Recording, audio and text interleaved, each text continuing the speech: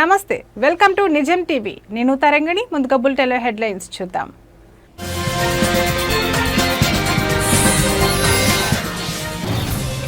కాసేపట్లో తెలంగాణలోని పలు జిల్లాల్లో భారీ వర్షం, ఉరుములు మెరుపులతో కూడిన వర్షం పడే అవకాశం.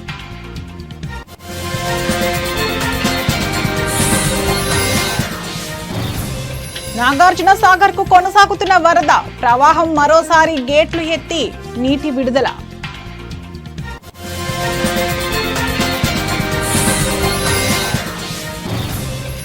సృష్టి కేసులో ఈడీ రంగప్రవేశం, 40 కోట్ల డబ్బుపై ఆరా.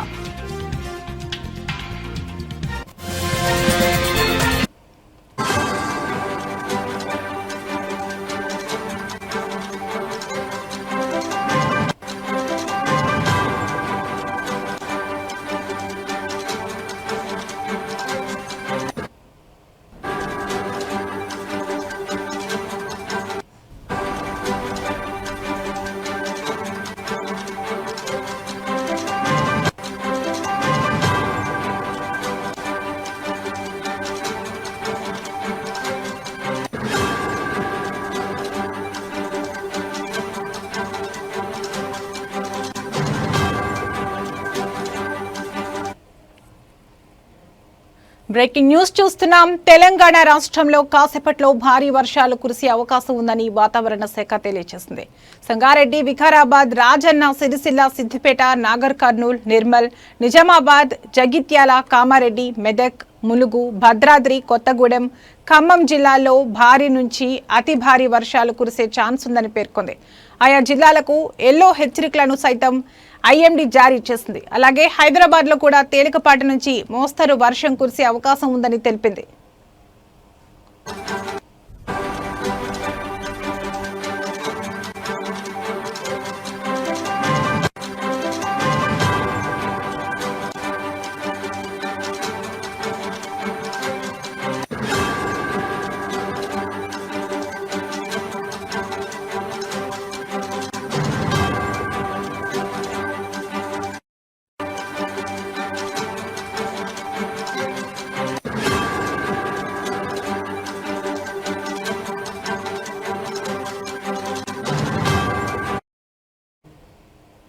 ఇక రాత్రి కురిసిన భారీ వర్షానికి హైదరాబాద్ నగరం వరద నీటిలో మునిగిపోయింది. అయితే మలక్పేట బ్రిడ్జ్ వద్ద బురద పేరుకుపోయింది. భారీ వర్షానికి 6 అడుగుల మేర నీరు నిలిచింది.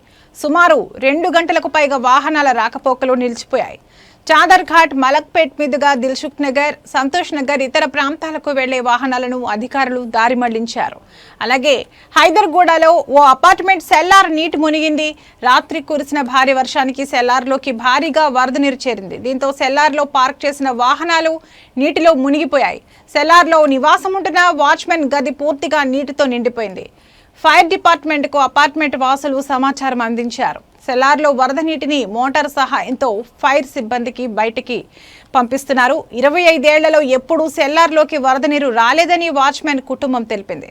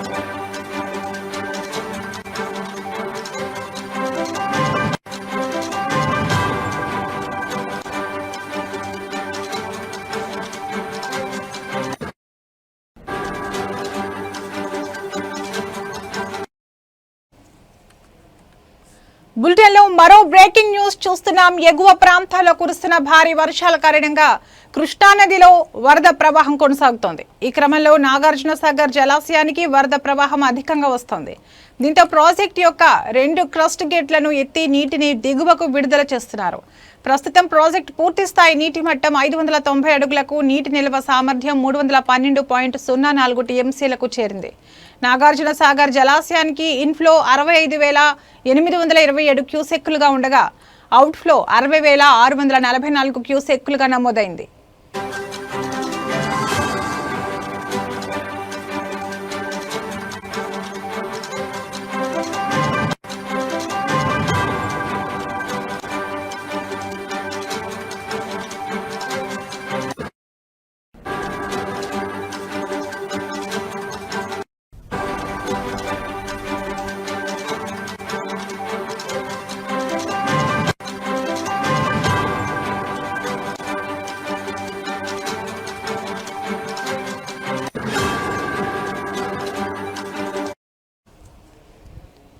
ఎగువ ప్రాంతాల్లో కురుస్తున్న భారీ వర్షాల కారణంగా కృష్ణానదిలో వరద ప్రవాహం కొనసాగుతోంది. ఈ క్రమంలో నాగార్జునసాగర్ జలాశయానికి వరద ప్రవాహం అధికంగా వస్తోంది. దీంతో ప్రాజెక్టు యొక్క 2 క్రస్ట్ గేట్లను ఎత్తి నీటిని దిగువకు విడుదల చేస్తున్నారు. ప్రస్తుతం ప్రాజెక్టు పూర్తి స్థాయి నీటి మట్టం 590 అడుగులకు, నీటి నిల్వ సామర్థ్యం 312.04 టీఎంసీలకు చేరింది. నాగార్జునసాగర్ జలాశయానికి ఇన్ఫ్లో 65,827 క్యూసెక్కులుగా ఉండగా అవుట్ఫ్లో 60,644 క్యూసెక్కులుగా నమోదైంది.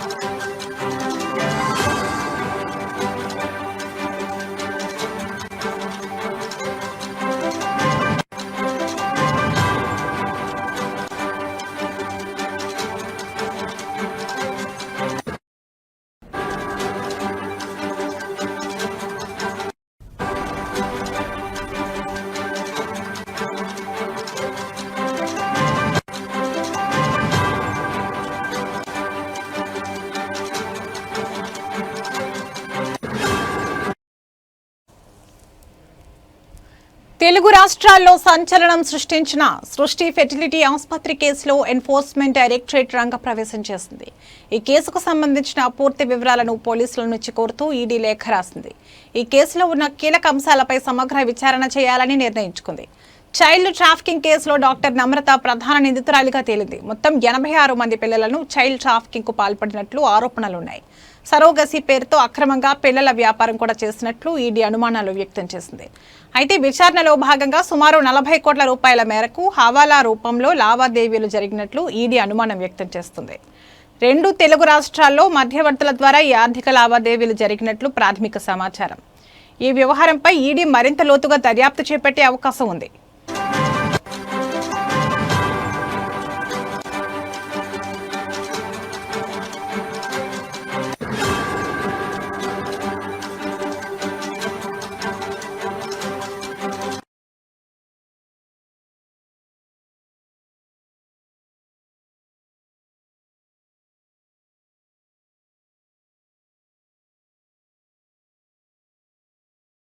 ప్రపంచ ఆదివాసీ దినోత్సవం నిర్వహించారు. అల్లూరి సీతారామరాజు జిల్లా కొయ్యూరు మండలం పరిధిలో భారీ సంఖ్యలో వివిధ ప్రాంతాల నుండి గ్రామాల నుండి ఆదివాసీ గిరిజన ప్రజలు తరలివచ్చారు. ఈ సందర్భంగా పలువురు మాట్లాడుతూ ఎవరు అసలైన ఆదివాసీలు, అడవికి పరిమితమై అడవిని నమ్ముకుని బ్రతికేవారే నిజమైన ఆదివాసీ గిరిజన బిడ్డలు, ఆది మానవుడి వారసులే ఆదివాసీ, వారి యొక్క కట్టుబొట్టు అన్ని ఆచారాలు సంప్రదాయాలు కలిగి జీవించేవారే ఆదివాసీలుగా పరిగణింపబడతారని అన్నారు. ఈ ఆదివాసీ దినోత్సవం 1993 నుంచి నేటి వరకు 32 సంవత్సరాలు నిండిన ఆదివాసీ ప్రాంతాల్లో ఉన్న నిజమైన ఆదివాసీ వైద్యం, విద్య, మౌలిక సదుపాయాలు అందుబాటులో లేని ఆదివాసీ గిరిజన బిడ్డలు నేటికి ఉన్నారని తెలిపారు. దానికి కారణం ప్రభుత్వంలో ఉన్న పాలకులు లోపం వల్ల ఈరోజు ఆదివాసీలకు గుండెకాయ వంటిది జీవో నెంబర్ 3. ఈరోజు ఆ జీవో నెంబర్ సుప్రీంకోర్టు రద్దు చేయడం వల్ల ఉద్యోగ ఉపాధి అవకాశాలు కోల్పోయి ఈరోజు 5వ షెడ్యూల్ ప్రాంతంలో అన్యాయం జరిగిందని వక్తలు పేర్కొన్నారు.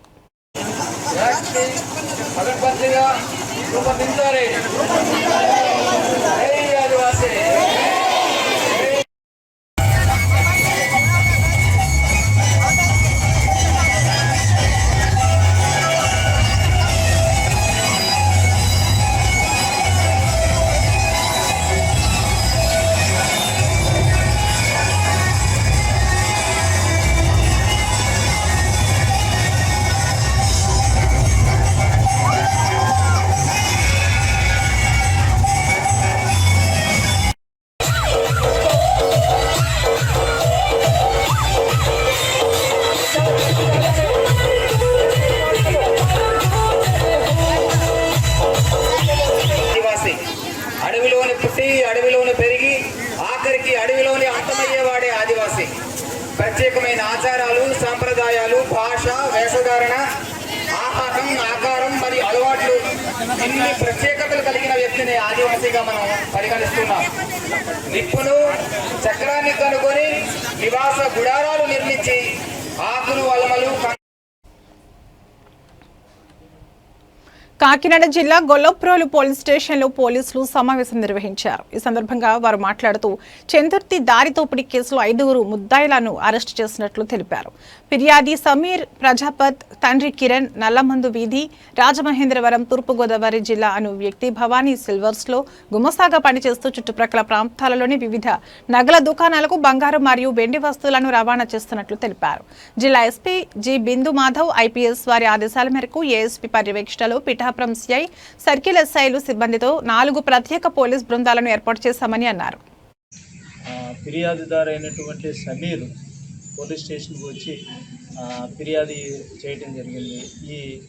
ఏదైతే ఈ దారి దోపిడీలో ఈ సమీర్ అనేటువంటి గుమస్తా రాజమండ్రి నుంచి ఈ వెండి, బంగారము, ఆభరణాలు తీసుకుని వచ్చి మన పెద్దాపురం, పిఠాపురం, అలాగే గొల్లప్రోలు, చందుర్తి కూడా ఇచ్చేసి డబ్బులు తీసుకునేటువంటి వ్యక్తిని దారి కాసి ఈ చోరీ సొత్తుని అంతా కూడా తీసుకుని వెళ్ళేటువంటి ఫిర్యాదు మేరకు మా జిల్లా ఎస్పీ గారు అయినటువంటి బిందు మాధవ్ గారు వెంటనే కేసుని రిజిస్ట్రేషన్ చేసి 5 బృందాలను ఏర్పాటు చేయడం అనేటువంటిది జరిగిందండి. ఆ 5 బృందాలలో కూడా గొల్లప్రోలు ఎస్ఐ గారు ఒక టీమ్గా, అలాగే టౌన్ ఎస్ఐ గారు, రూరల్ ఎస్ఐ గారు, కొత్తపల్లి ఎస్ఐ గారు క్రైమ్ టీమ్ని ఒకటి ఏర్పాటు చేసి అన్ని విధాల టెక్నాలజీని ఉపయోగించి, ఏదైతే సీసీ ఫుటేజ్ను ఉపయోగించి ఈ కేసుని త్వరితగతిలో ఎస్పీ గారు స్వయం పర్యవేక్షణలో ఛేదించాలనేటువంటి ఉద్దేశంతో చెప్పడం జరిగింది. ఆ పర్యవేక్షణలోనే ఈరోజు మాకు నెల్లూరు నగరంలో మంత్రి నారాయణ పలు ప్రాంతాల్లో పర్యటించారు. ఏ ప్రాంతంలో పర్యటించినా మహిళలు ఆయనకు రాఖీలు కట్టి రక్షాబంధన్ శుభాకాంక్షలు తెలిపారు. సిటీలోని ఆడపడుచులందరూ రాఖీ కట్టి తనకు అందించిన ఆశీస్సులు కొండంత బలాన్ని ఇచ్చాయన్నారు. మీ అందరి ఆశీస్సులతో నెల్లూరులో నెంబర్ 1గా మారుస్తారని మంత్రి నారాయణ తెలిపారు. రాఖీ కట్టిన ప్రతి మహిళకు ఆయన ఆశీర్వాదం అందజేశారు.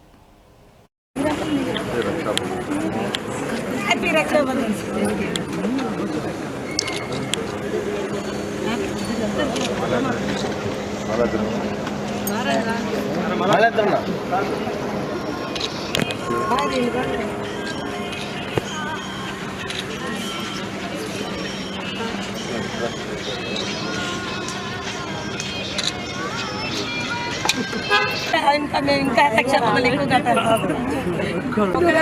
సార్.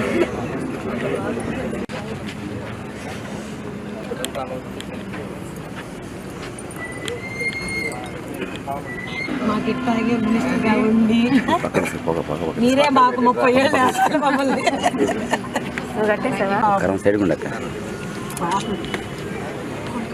కూర్చు పెట్టి రాకింగ్ కట్టుకున్నాను పట్టుకుని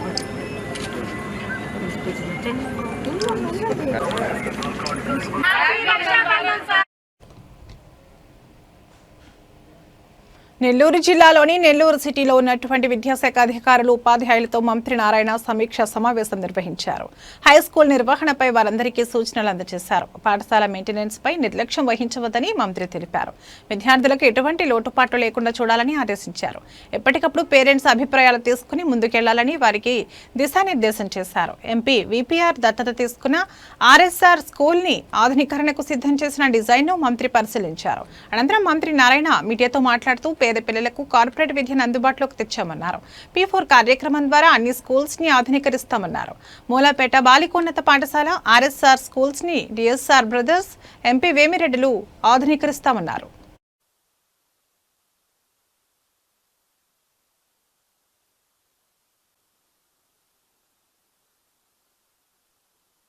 అనేక మంది ఈ మోడల్ స్కూల్స్ని ఫామ్ చేయాలని ఒక ఆలోచనకు వచ్చారంటే అది నిజంగా నారాయణ. అందరికీ నమస్కారాలండి. ఏదైతే ఎలక్షన్స్కి ముందు చాలా క్లియర్గా నేను చెప్పాను, ప్రభుత్వం రాగానే ఈ విఆర్ హై స్కూల్ని పునరుద్ధరిస్తామని, వెంకటగిరి రాజా స్కూల్ యాక్షన్గా. ఎందుకంటే 2014-19లో కూడా ఇదే బిల్డింగ్ పైన కాలేజీ 11th and 12th వాళ్ళకి కాంపిటేటివ్ కోచింగ్ ఇవ్వాలని ఆ రోజు హాస్టల్ స్టార్ట్ చేసాము. హాస్టల్ అయితే పేదలు నిరుపేదలు ఉంటారని 50% సీట్లు ఈ నెల్లూరు వాళ్ళకి ఇచ్చాం, 50% అంతర జిల్లాల వాళ్ళకి కూడా ఇచ్చాం పేదలకి. చాలా చక్కగా జరిగింది. ఆ రోజు అజీజ్ గారు మున్సిపల్ కార్పొరేషన్ చైర్పర్సన్గా ఉన్నారు. ఆ రోజు మేయర్గా ఆయనకి చెప్పాను, ఇచ్చారు. ఆ 80 ఫౌండేషన్, నీట్ ఫౌండేషన్ చెప్పడానికి ఎంతో బాగా జరిగింది. ఎంతోమంది బ్రహ్మాండంగా రిజల్ట్స్ వచ్చింది. ఆ రిజల్ట్స్ వచ్చిన వాళ్ళని అజీజ్ గారు యాక్చువల్గా నెల్లూరు సిటీ అంతా ఊరేగించాడు. ఎంతోమంది ఐఐటీలో, ఎన్ఐటీలో, మెడికల్లో జాయిన్ అవుతారు. అయితే గత ప్రభుత్వం హాస్టల్ మూసేసింది. మా మీద కోపం ఉండొచ్చు, ప్రజల మీద కోపం ఉండకూడదు.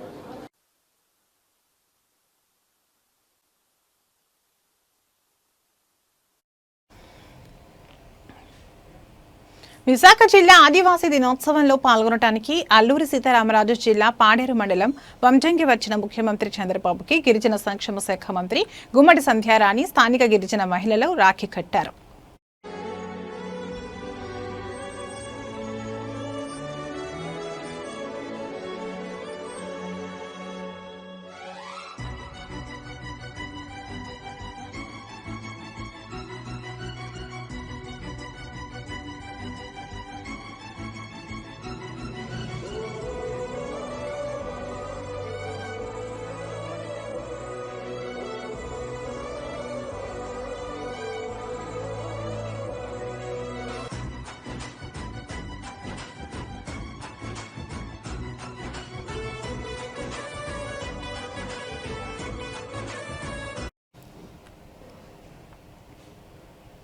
ఖమ్మం జిల్లాలోని కూసుమంచి మండలం కృష్ణాపురం గ్రామంలో రాఖీ పండుగ రోజు హృదయాన్ని కదిలించే ఘటన చోటు చేసుకుంది.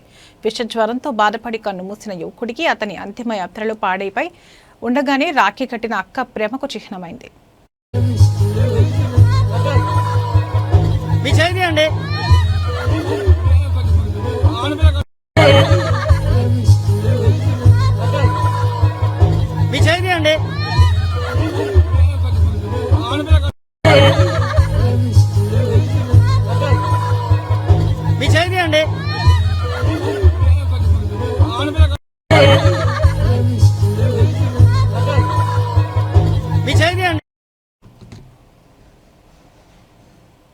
హన్మకొండ జిల్లా కమలాపూర్ మండలం గూడూరు గ్రామానికి చెందిన కలం రేందర్ గద్దర్ అవార్డు అందుకున్నారు. ప్రజాయుద్ధ నౌక గద్దర్ వర్ధంతి కార్యక్రమంలో భాగంగా తెలంగాణ సాంస్కృతిక సారథి ప్రతినిధి గద్దర్ ప్రియా శిష్యుడు శనిగరం బాబ్జీ ఆధ్వర్యంలో హుజురాబాద్లో నిర్వహించిన అవార్డుల ప్రధానోత్సవంలో భాగంగా తెలంగాణ ఉద్యమంలో తన పాటలతో కీలక పాత్ర పోషించిన బుడిద సురేందర్కు గద్దర్ అవార్డును తెలంగాణ సాంస్కృతిక సారథి చైర్మన్ వెన్నెల చేతుల మీదుగా అందజేశారు. గద్దర్ అవార్డు అందుకున్న కలం సురేందర్ను హన్మకొండ జిల్లా సాంస్కృతిక సారథి కళాకారులు, కమలాపూర్ ప్రగతి యువజన సంక్షేమ సంఘం ప్రగతి స్వచ్ఛంద సంస్థ సభ్యులు అభినందించారు.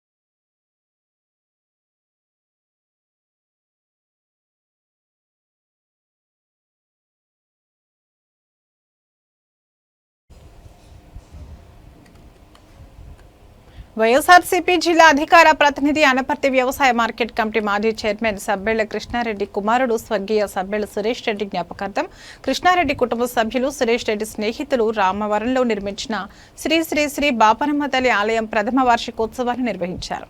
సబ్బెళ్ల తిరుపారెడ్డి నాగలక్ష్మి, పడాల సురేష్ రెడ్డి, శ్రీదేవుల దంపతులచే ప్రత్యేక పూజలు నిర్వహించి లక్ష్మీ కమలయాగం వేద పండితులు వేదరాజు పవన్ కుమార్ ఆధ్వర్యంలో నిర్వహించారు. అనంతరం అన్నదాన కార్యక్రమాన్ని నిర్వహించారు. ఈ కార్యక్రమంలో పలువురు ప్రముఖులు పాల్గొని ప్రత్యేక పూజలు నిర్వహించారు.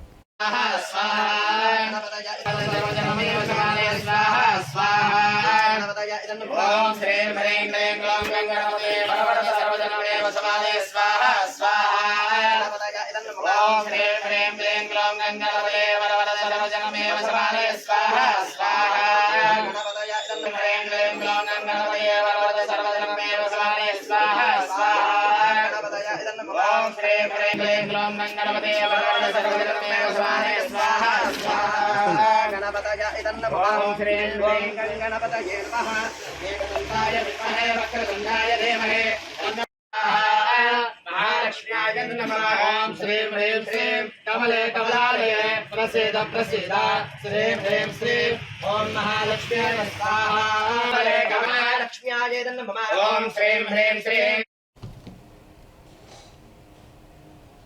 కడప జిల్లా సమీపంలోని సున్నపురాళ్లపల్లె గ్రామం వద్ద జేఎస్డబ్ల్యూ సంస్థ నిర్మించే ఈ పరిశ్రమ ప్రహారీ నిర్మాణ పనులకు ఇవాళ భూమి పూజ చేశారు. 3 ఏళ్లలో మొదటి దశ పనులు పూర్తవుతాయని సంస్థ ప్రతినిధులు ఆశాభావం వ్యక్తం చేశారు.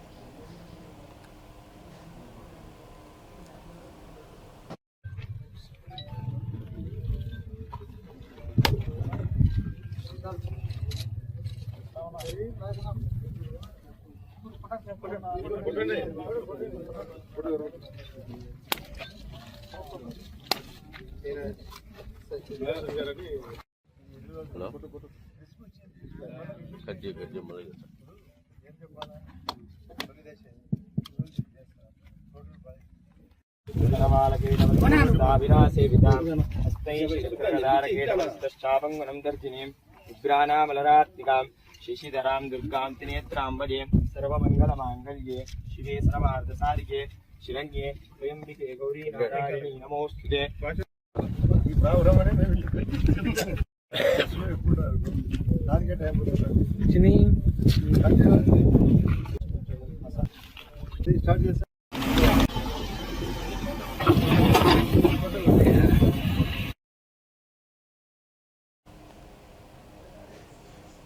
ఇవి ఇప్పటివరకు ఉన్న బులెటిన్ అప్డేట్స్. మరో బులెటిన్లో మళ్ళీ కలుద్దాం. నమస్తే.